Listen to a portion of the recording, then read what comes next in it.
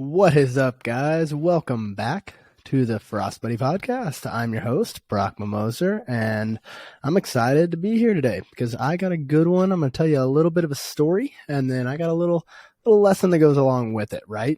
So, we've had a lot more downloads, a lot more listens in the last 2 episodes. So whether that's thanks to the giveaway or maybe just you guys love to listen, I'm going to go with the latter, but it could be either or. You never know.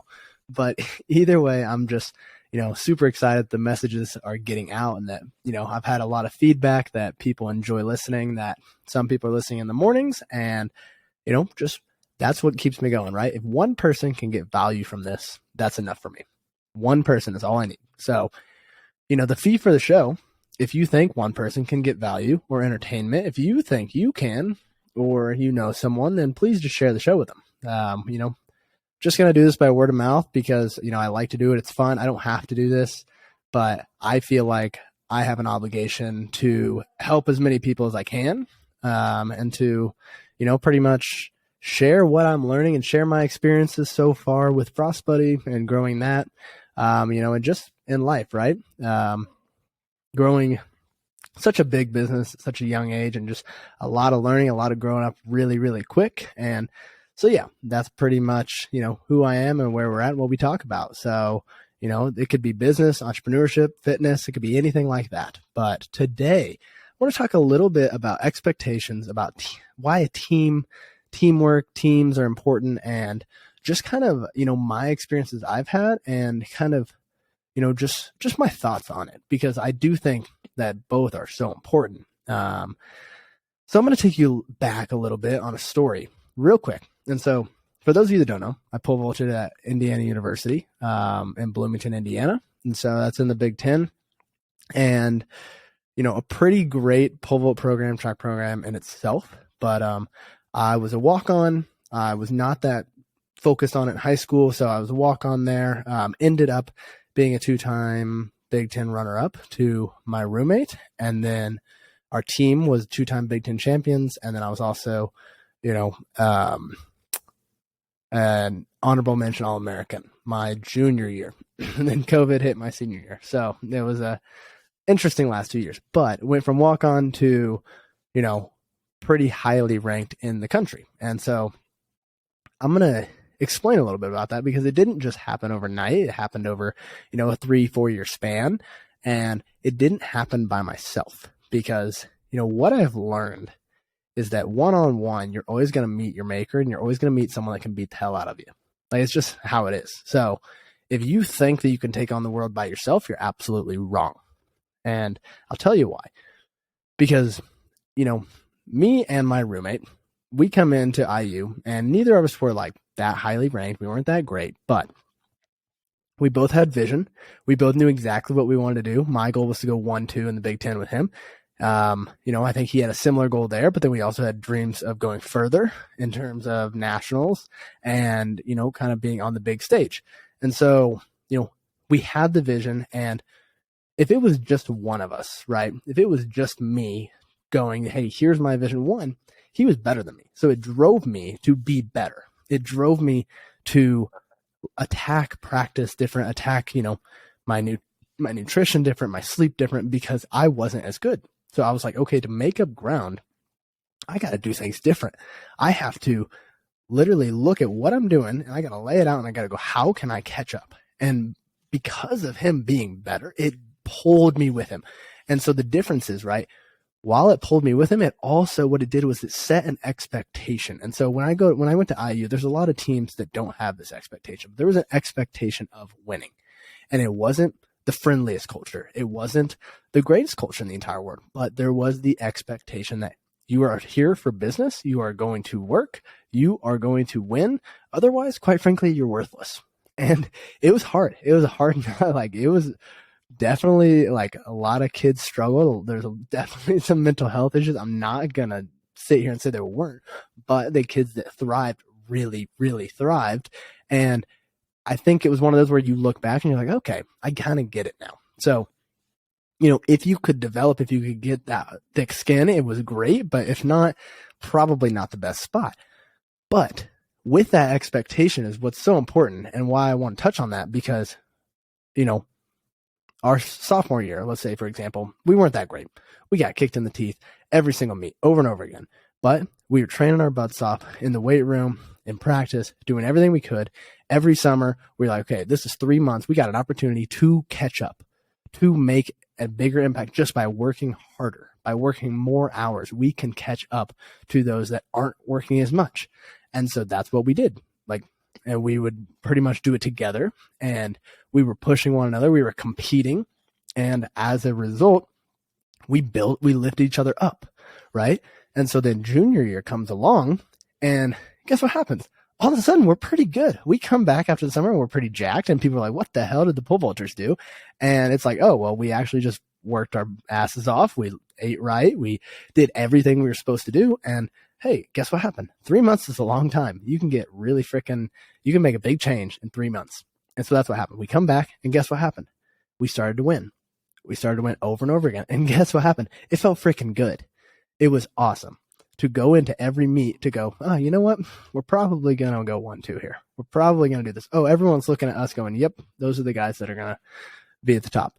And it just continued to happen. Now, were there some injuries? Yes, I had some injuries there, but the goal never changed. The vision never changed. And so the goal was still at that conference meet, hey, let's go 1-2.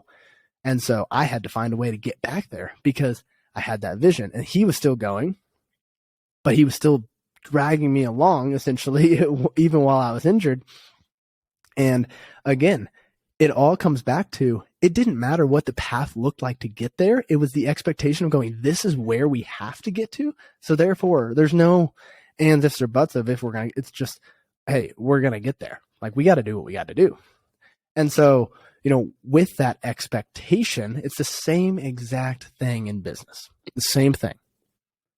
Because if I have the expectation that I'm going to win, that I'm going to get to this point, guess what? When I'm measuring it, when I'm changing my actions day to day, when I'm doing that, I'm going to get there. But, if I'm doing that by myself, impossible. I'm not going to get there because I can't physically do everything I need to do. And it's just hard. It's really, really hard. You're not going to be able to do it. And so as Frostbuddy, as we've built this team, we can spread it out. We can become experts in our own places. But as a team, we can still look at it and go, here's the vision. Here's the goal. Here's the why. And we have to get here. And we got to compete with each other every day. We have to push each other every day because this is where we got to get to. And I don't care how we got to get to it. We just have to get here. And we will. Okay. But that's the expectation. If you don't have that expectation to win, to beat your competitors, for me to look at a Yeti, to look at whoever my competitors are and go, we will beat them. If I don't have that expectation of greatness in the company, in the culture, guess what happens? It's not going to be there because you can slack off. You can be shit. You can do what you need to. You can just be lazy and you can do whatever you want to do because there's no expectation there. And so, on our track team, yeah, if you did that, guess what happened? The train left. The train kept going. You weren't on it, and that's okay because you're not going to be there long. It's the same thing in business. If they want to do that, if I have an employee that wants to just free ride, that wants to sit there, that wants to be lazy and not do much, that's fine. But guess what? The train's still going. You're going to be left at the train station. And eventually, I'm going to probably come back and say, hey, you know what? We don't even need you on the train anymore because you didn't want to be here. You had your shot. And they're going to be, what? No, it's this simple. If you want to be a self-starter, if you want to be on this team, on this train, then you have to pull your weight. You have to do what you have to do with this vision, with this why in mind. It's just that simple. Because if we want to be a championship caliber company, team, company, culture, whatever that may be, everyone has to be on the same page with the same vision. And so then it came to my senior year, right? And so my senior year is when it really changed because junior year end, we went 1-2, we go to nationals, and now is when things really start to change. Now is when the mindset really comes in, and I got to have a great look at, okay, what does this look like? And what does it feel like? That's the thing. Once you start to feel winning, you don't ever want to go back. And I'll tell you why. Because we brought in the number one freshman in the country. And God bless him, love the guy, goofball, and just naturally talented as could be, just so gifted. And he came in thinking that he was probably going to just come in and be awesome, right? And me and my roommate just kicked his ass every single practice, every single meet. And it was just like, boom, boom, boom. We were like, welcome, right? And to him, it was kind of like an oh shit moment going, damn, like this is what it is, right? Like this is the culture. And that's how it should be, right? Like if people come in, the elders, the older guys that have been there, or the execs or whatever, just older team members should literally say, boom, here's how we do it. Here's how we win. We're going to kick your ass until you get up to this level. Because if you don't get here, guess what? You're not going to fit. You're not right. And so that's what we did. And I mean, weight room, practice did not matter. And if he gave us an excuse, I was like, dude, what the hell is that excuse? It's not an excuse. We don't do that. And over time, he learned. And guess what? You know, we're not there anymore, but he's absolutely dominating. I think, what, 4-time Big Ten champion now, All-American, like just absolutely killing it, right? But at that time, he wasn't. And so it was kind of like, hey, let's lay down the law, put the lay of the land here, and you got to get it going. Get it together, get some discipline going, because this is how we win. This is how we build culture. And so, you know, us three, we're part of this group. We're part of this Polvo group. And we're going into every meet going, we should go 1, 2, 3 every single meet. No ands, ifs, or buts. We didn't care. Here's the difference. We didn't care who got first, who got second, who got third. And it's the same thing with the company. I don't give a shit who gets this sale, who gets that sale, who does this, it doesn't matter. Because at the end of the day, if we went 1, 2, 3, it was total domination. We won and we made a statement. And that's what mattered, right? And that's what mattered, is that as a group, we just put our foot down and we said, yep, we're here. We're here to dominate, and we're the best. And we're going to prove to you that we're the best. We don't care who it is. And guess what? During that meet, didn't matter who won, who got third. It did not matter. We were screaming for each other. We were hyping each other up, and we were absolutely getting after every single time. And guess what happened? Every single meet, we went 1, 2, 3, 1, 2, 3. And we walked into those meets over and over again. And guess what? The place started to know that we were going 1, 2, 3. The team knew that we were going 1, 2, 3. Everyone knew what was going to happen. And you know why? Because expectation, because the culture that we had set. And so people start to notice. And it's the same thing with a company. Okay. So when you build this culture, when you have that expectation, that's when externally it starts to get noticed. And that's where Apple had such a giant impact and has such a giant impact. It starts to get noticed because your vision is all in alignment. It's all in alignment, and what you're doing and how you're doing it to get there is all in alignment, and people start to notice. And so as we had that, and we built that confidence every single meet, it built confidence. It built and it built and it built. And then every practice, we're like, oh, hell yeah, let's get after it. Let's get after it. Who's going to win today? Who's going to win today? And we're just pushing each other. We're not getting jealous. We're not bringing each other down. We're not judging them. We're not doing this and that. We're keeping them on track if they need to. But it was in a common goal that as a group, as a team, we need to be the best. We need to be at the top. And so as a company, again, it's not an individual who did what, who did this, who did what. It doesn't matter.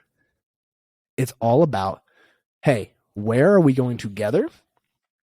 And is there the expectation that you're going to put in the work, that you're going to do the what and the how to get to the why, to get to the vision of where we need to be and where we want to go?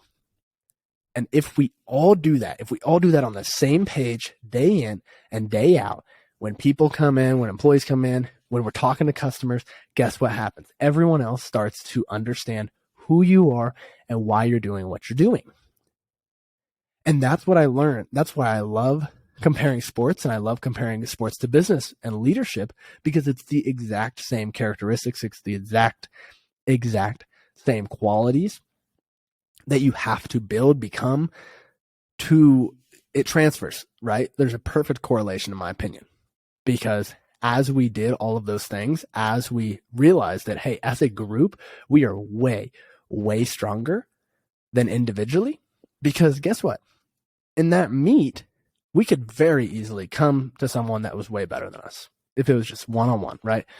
And this is a little different in track than maybe it would be in, let's say, basketball, football, right? You're always going to meet someone that's better. But still, to have the confidence that I have two people behind me that are just ready to fight for me, that's the difference. And that's what I listened to this the other day. I think he was talking about a SEAL. Was in a bar. Guy came in. Was like, "Hey, I bet I could beat your ass." And the guy was like, "Okay." And he's like, "Okay." And he's like, "Okay, let's go out in the parking lot right now. I bet I could take you down, even though you're a SEAL." And the guy was like, "Okay, yeah, let's do it." He's like, "But these three guys are coming with me." The guy's like, "What? No, that's not fair." He's like, "It was me versus you." He's like, "Yeah, but that's stupid." He goes, "The goal's to win." And he goes, "Me and you, I might not win, but with these three guys behind me that have my back, because we're basically brothers, I know I'm going to kick your ass." Yeah. It's the same thing with a company. It's the same thing with a really close friendship. It's the same thing with a team. It's the same thing in anything, right? You're like, the goal is to win. The goal is to dominate. I don't have to do it by myself. Like, I'm not getting some freaking prize for doing it by myself. But if I can go, oh yeah, I'll beat you, because I got 8 guys behind me that are ready to absolutely die for me, that will do anything for me. And that's what we're building. And that's how you want to build the culture. That's how you want to build the companies. I want to go to my team and say, hey, this is happening, so-and-so, or, something happened. And I want them to literally go, what do you need? We'll drop everything. We got you. That is the culture. That's team, right? And so as you can build that together, that's when you can really, really set those expectations to everyone. And it takes a leader, it takes a good leader to go, hey, this is what we do. This is how we do it. Okay? But then we're going towards this why. We're going towards this vision, because this is what we got to get to. And when we're measuring it, then we know if we're getting there. And so why the why is something I've really been struggling with lately, trying to just figure out exactly what Frost Buddy's why is. It's very difficult. But if you can figure out what that vision is, what your why is, why do you do what you do? What's that mission? What's that purpose? And now what we do and how we do it can be perfectly aligned with that vision and with that why. And everything you do should be towards that same thing. And everyone in your culture, every person on that team should know it, should have it ingrained, and every decision you make should be to get closer to that why, to that vision. Yeah. I know it's a deep one today, right? I love the sports analogy. Let me know if you like that. Something a little new for me today, but I had so many great experiences with track, and, I got to see us be at the bottom of the barrel, and I got to see us be a Big Ten champion team. Like, I got to see both things. And again, I literally sat down one day and I wrote down in a journal, hey, what can I take from how we went from terrible to champions? And how can I take that to go from starting from scratch of a business to being a multi-million-dollar business? And guess what? It's really, really closely aligned. It's really, really close. So, I read books about Michael Jordan, about Kobe Bryant, and what do they do? Because at the end of the day, leadership is leadership, and building something is building something, regardless of whether it's building yourself and your athleticism, building a team, whether a football, basketball, baseball team, or building a company. Because a company, at the end of the day, you're just a team, right? You're just a group of people that have a common goal, a common vision, and you're all working towards the same thing. That's all it is. It's just a team. Yeah, it's a little different. It's a little different structure, a little different processes, but at the end of the day, not really. You work your ass off. You come in every day. You all got the same goal. You do what you got to do, and you literally make every decision trying to get closer to that goal at the end of the day. And guess what? When I explain athletics, it's the same thing. Same exact thing. So I like it. I think, it's a different twist on things, the different spin. I'm a big fan of stories, using it for lessons. And so, it helps me. Hopefully it helps someone out there. But yeah, so teamwork, expectations, that is, what you expect is what you will get. Oh my God. That was a good one. Someone trademarked that. It's probably already trademarked. What you expect is what you will get. Oh my God. I love that. So if anything sticks with you today, just set the expectations right, set the vision right for the team, ingrain it in that culture, and just get going. And if someone's not with it, leave them, because they're not going to get there. Yeah, they're not going to get there, because they got to come in knowing and wanting it. Someone's got to want it. So I know, Frostbuddy Podcast, we got deep today. I know, 20 minutes. I mean, that's pretty good for me. But yeah, I'm glad I could get back on it. I know I took the weekend off, but had a lot of downloads. So hopefully we can continue the trend. Like I said, if you think someone will like this, if you think someone will find some value here, please, please, please share it. Share the giveaway that we're doing as well, but share the show. Give me some good name ideas too. Might switch to personal, but yeah, share it with your dog, your grandma, your grandpa, uncle, aunt, friend, whatever you want to do. Share it with a business partner. Share it with your team. But that's all I got. So this is the Frostbuddy Podcast. Hope you had a good one, and go set some expectations. Dominate.